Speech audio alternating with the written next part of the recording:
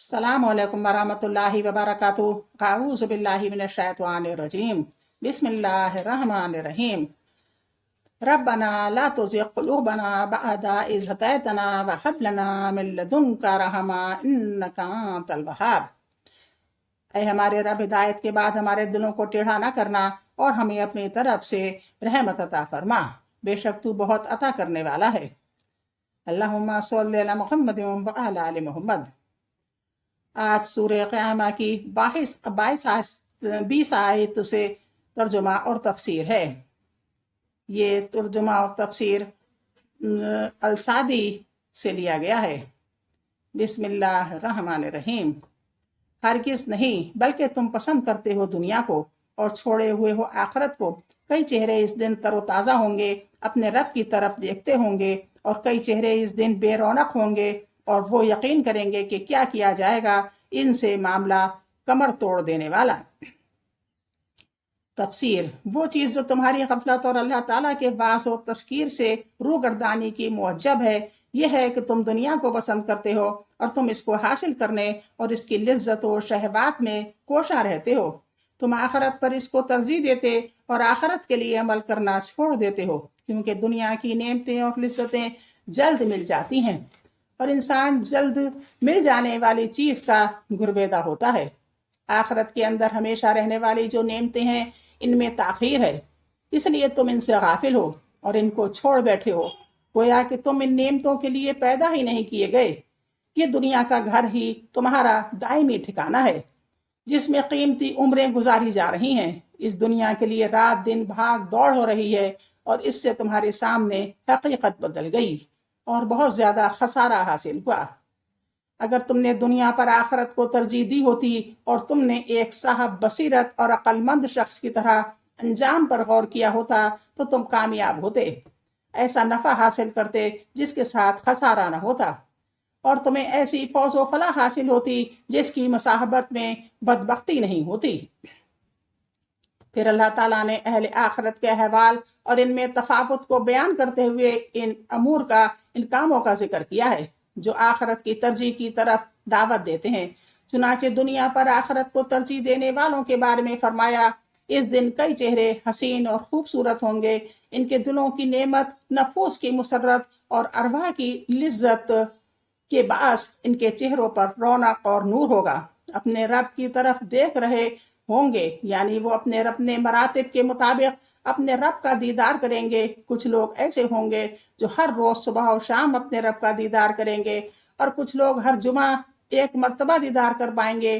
وہ اللہ تعالیٰ کے کریم چہرے اور اس کے بے پناہ جمال سے، جس کی کوئی مثال نہیں، متمتع ہوں گے۔ جب وہ اپنے رب کا دیدار کریں گے تو وہ ان تمام نعمتوں کو بھول جائیں گے جو انہیں حاصل ہوں گی۔ انہیں اس دیدار سے ایسی لذت اور مسرت حاصل ہوگی جس کی تعبیر ممکن نہیں۔ ان کے چہرے بارونق ہوں گے اور ان کی خوبصورتی اور جمال میں اضافہ ہوتا چلا جائے گا۔ ہم اللہ کریم سے سوال کرتے ہیں کہ وہ ہمیں ان لوگوں کی معیت سے سرفراز کرے۔ پھر اللہ تعالیٰ نے آخرت پر دنیا کو ترجیح دینے والوں کے بارے میں فرمایا، اس دن کئی چہرے اداس ہوں گے، یعنی ترش رو، گرد سے اٹے ہوئے، سہمے ہوئے اور ذلیل ہوں گے۔ خیال کریں گے کہ ان پر مصیبت واقعہ ہونے کو ہے، یعنی سخت عقوبت اور دردناک عذاب۔ اسی وجہ سے ان کے چہرے متغیر اور چین بجی ہوں گے۔ اب آگے کا ترجمہ 16 سے۔ ہرگز نہیں، جب پہنچ جائے گی روح ہنسلی تک اور کہا جائے گا کون ہے جھاڑ پھونک کرنے والا، اور وہ یقین کرے گا کہ یہ فراق ہے، اور لپٹ جائے گی پنڈلی سے، آپ کے رب ہی کی طرف ہوگا اس دن چلنا۔ پس نہ تو اس نے تصدیق کی اور نہ نماز پڑھی، اور لیکن اس نے جھٹلایا اور روگردانی کی۔ پھر وہ گیا اپنے اہل و عیال کی طرف اتراتا ہوا۔ ہلاکت ہے تیرے لیے، پھر خرابی ہے، پھر ہلاکت ہے تیرے لیے، پھر تباہی ہے۔ کیا سمجھتا ہے انسان یہ کہ چھوڑ دیا جائے گا؟ وہ بیکار۔ کیا نہیں تھا وہ ایک قطرہ منی کا جو رحم میں ٹپکایا جاتا ہے، پھر وہ ہو گیا جمع ہوا خون؟ تو اس اللہ نے پیدا کیا، پھر ٹھیک ٹھاک کیا اسے، پھر بنایا اس سے جوڑ اور مادہ۔ کیا نہیں ہے وہ اللہ قادر اس بات پر کہ وہ زندہ کر دے مردوں کو؟ پھر بنایا اس نے جوڑا نر اور مادہ، کیا نہیں ہے وہ اللہ قادر اس بات پر کہ وہ زندہ کر دے مردوں کو؟ تفسیر اس کی لاسٹ تک۔ اللہ تبارک و تعالیٰ قریب المرگ شخص کا حال بیان کر کے اپنے بندوں کو نصیحت کرتا ہے، جبکہ اس کی روح ہنسلی ہڈی حلق تک پہنچ جائے گی۔ اب تراقی سے مراد وہ ہڈیاں ہیں جنہوں نے سینے کے گڑھے کا احاطہ کر رکھا ہے، بس اس وقت نہایت شدید درد ہوگا اور انسان ہر وہ سبب اور وسیلہ تلاش کرے گا جس کے بارے میں وہ سمجھتا ہوگا کہ اس سے شفا اور راحت حاصل ہوگی۔ اس لیے فرمایا وقیل من راق، یعنی کہا جائے گا کہ کون ہے جو اس پر جھاڑ پھونک کرے، کیونکہ اسباب عادیہ پر ان کی امیدیں منقطع ہو کر اسباب الہیہ پر لگ گئی ہیں، مگر جب قضاء و قدر کا فیصلہ آ جاتا ہے تو اس کو کوئی نہیں روک سکتا، اور اسے یقین ہو جاتا ہے کہ اب دنیا سے جدائی ہے اور پنڈلی سے لپٹ جائے گی، یعنی تمام سختیاں جمع ہو کر لپٹ جائیں گی، تمام سختیاں جمع ہو کر لپٹ جائیں گی، معاملہ بہت بڑا اور کرب بہت سخت ہو جائے گا۔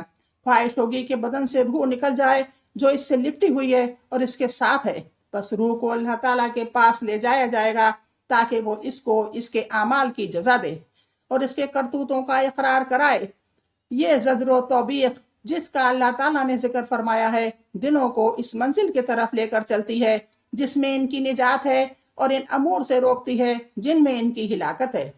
مگر وہ ماند حق جسے آیات کوئی فائدہ نہیں دیتی، وہ اپنی گمراہی، کفر اور عناد پر جمع رہتا ہے۔ پس نہ اس نے تصدیق کی، یعنی اللہ تعالیٰ اس کے فرشتوں، اس کی کتابوں، اس کے رسولوں، یوم آخرت اور اچھی بری تقدیر پر ایمان نہ لایا، اور نہ اس نے نماز ہی پڑھی بلکہ اس نے حق کی تصدیق کرنے کے بجائے تکذیب کی اور امر و نہی سے روگردانی کی۔ یہی وہ شخص ہے جس کا دل مطمئن اور اپنے رب سے بے خوف ہے جبکہ وہ چلا جاتا ہے، جس کا دل مطمئن اور اپنے رب سے بے خوف ہے بلکہ وہ چلا جاتا ہے اپنے گھر والوں کی طرف پکڑتا ہوا، یعنی اس کو کوئی پرواہ نہیں ہوتی۔ پھر اللہ تعالیٰ نے اس کو وعید سنائی، فرمایا افسوس ہے تجھ پر، پھر افسوس ہے، پھر افسوس ہے تجھ پر، پھر افسوس ہے۔ یہ وعید کے کلمات ہیں اور تکرار وعید کے لیے ان کو مکرر کہا ہے۔ پھر اللہ تعالیٰ نے انسان کو اس کی ابتدائی تخلیق کی یاد دلائی، چنانچہ فرمایا یعنی کیا انسان یہ سمجھتا ہے کہ اسے محمل چھوڑ دیا جائے گا، اسے نیکی کا حکم دیا جائے گا، نہ برائی سے روکا جائے گا، اسے ثواب عطا کیا جائے گا، نہ عقاب میں نہ عذاب میں مبتلا کیا جائے گا۔ یہ باطل گمان اور اللہ تعالیٰ کے بارے میں سوء ظن ہے جو اس کی حکمت کے لائق نہیں۔ کیا وہ منی کا قطرہ نہ تھا جو رحم میں ڈالا جاتا ہے، پھر ہو گیا یعنی منی کے بعد خون کا لوتھڑا، پھر اللہ تعالیٰ نے اس سے جاندار پیدا کیا اور اسے درست کیا، یعنی اس کو مہارت سے محکم کر کے بنایا، پھر اس سے نر اور مادہ جوڑے بنائے۔ کیا نہیں ہے وہ، یعنی وہ جس نے انسان کو پیدا کیا اور اس کو ان مختلف مراحل سے گزارا، اس پر قادر کہ وہ مردوں کو زندہ کر دے؟ کیوں نہیں، وہ ہر چیز پر قادر ہے۔ آج سورہ قیامہ ختم ہو گئی، کل انشاءاللہ سورہ دہر کا ترجمہ ہوگا۔ اللہ حافظ، السلام علیکم۔